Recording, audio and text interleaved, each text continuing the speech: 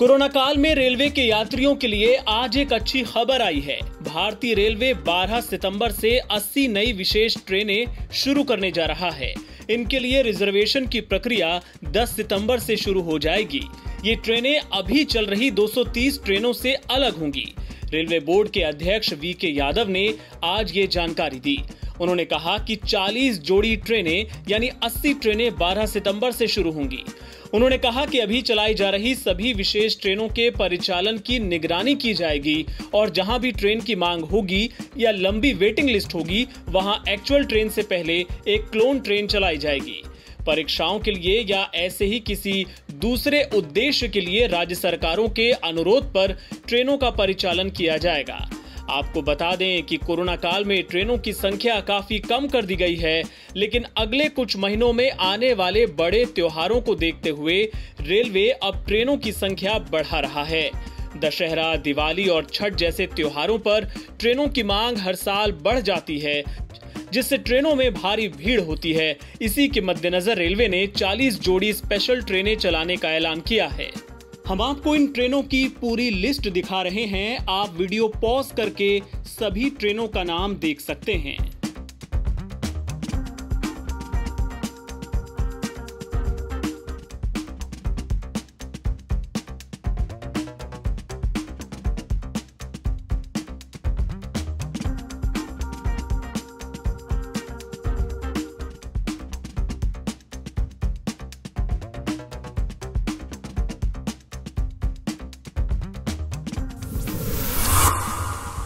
भारत और चीन के बीच सीमा पर सैन्य गतिरोध काफी समय से चल रहा है। इसके बावजूद इंडियन आर्मी के जवानों ने जब चीन के 3 नागरिकों को मुसीबत में देखा तो मानवता का धर्म निभाने से पीछे नहीं हटे।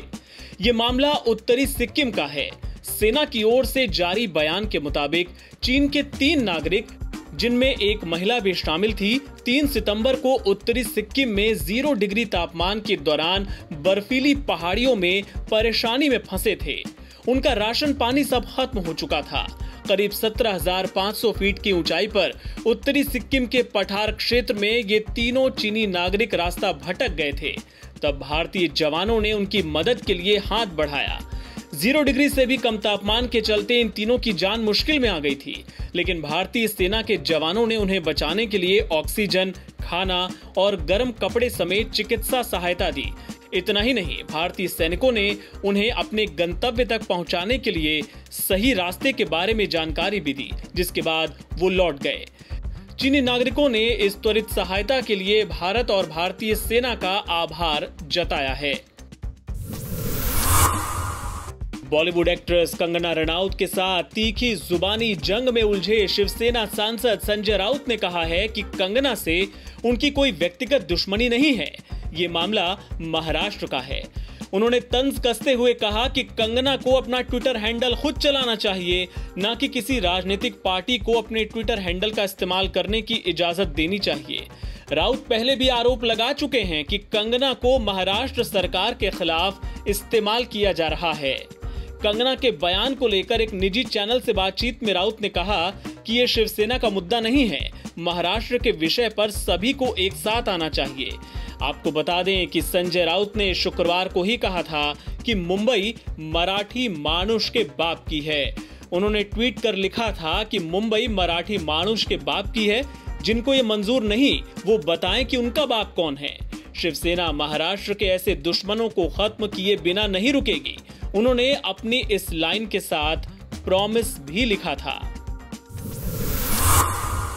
हरियाणा सरकार के स्वास्थ्य मंत्री अनिल विज एक्ट्रेस कंगना रनौत के समर्थन में खुलकर सामने आ गए हैं। महाराष्ट्र सरकार और कंगना रनौत के बीच चल रहे विवाद को लेकर विज ने कहा कि महाराष्ट्र भारत का ही हिस्सा है और वहां किसी को जाने से रोका नहीं जा सकता। विज ने यह भी कहा कि कंगना को पुलिस की सुरक्षा मिलनी चाहिए। बॉम्बे शिवसेना रौनक के कोई खानदानी प्रदेश है क्या? उसके पिताजी का प्रदेश है क्या? भारत का हिस्सा है, कोई भी उसमें जा सकता है। और इस प्रकार के लोगों को जो इस प्रकार की धमकियां देते हैं, इनके खिलाफ कार्रवाई करनी चाहिए। आप किसी का गला थोड़ा दबा सकते हैं। आप किसी को सच बोलने से थोड़ा रोक सकते हैं। वैसे तो बात बात में मोमबत्ती ब्रिगेड सड़कों पर आ जाती है, तो इस मामले में ये लोग क्यों नहीं बोल रहे? इस मामले में अपने मेडल वापस क्यों नहीं कर रहे? उसको रोकने से बोलने से रोका जा रहा है। कंगना रनौत का कहना है कि महाराष्ट्र की जो मौजूदा सरकार है, कुछ अभिनेता जो हैं वो ड्रग्स कैंप के अंदर शामिल, और मैं उसका खुलासा करना चाहती हूँ, सरकार मुझे सुरक्षा दे।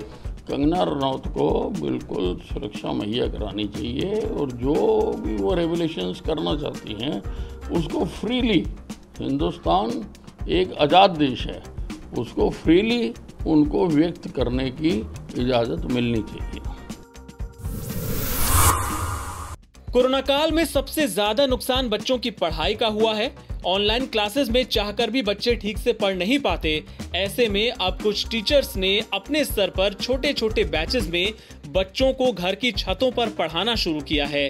ये तस्वीरें जम्मू कश्मीर के पुंछ की हैं, जहां 8 से 10 बच्चों के बैच को कम्युनिटी क्लास में पढ़ाया जा रहा है। इस ओपन क्लास में बच्चों की कोविड से सुरक्षा का भी ध्यान रखा जाता है। क्लास में आने से पहले बच्चों को सैनिटाइजर दिया जाता है, साथ ही मास्क के बिना किसी को एंट्री नहीं दी जाती।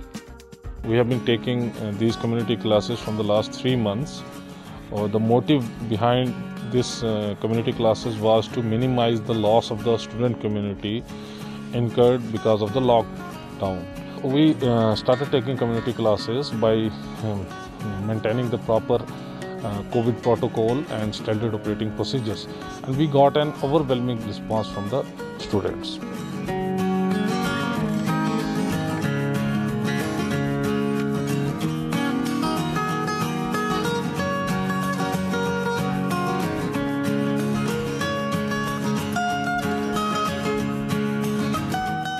यहाँ पिछले 7-8 महीनों से लॉकडाउन है, तब से ये हम आ रहे हैं इस कम्युनिटी क्लास में। जब हम आते हैं यहाँ हमारे पहले हैंड सैनिटाइज करवाते हैं, फिर जिनके पास मास्क नहीं होते उसे मास्क भी देते हैं, वरना हमें अंदर यहाँ पर नहीं आने देते हैं। इससे हमारा ये फ़ायदा हो रहा है कि जितना भी अभी तक हमें सिलेबस दिया वो हमारा साथ साथ कंप्लीट हो रहा है।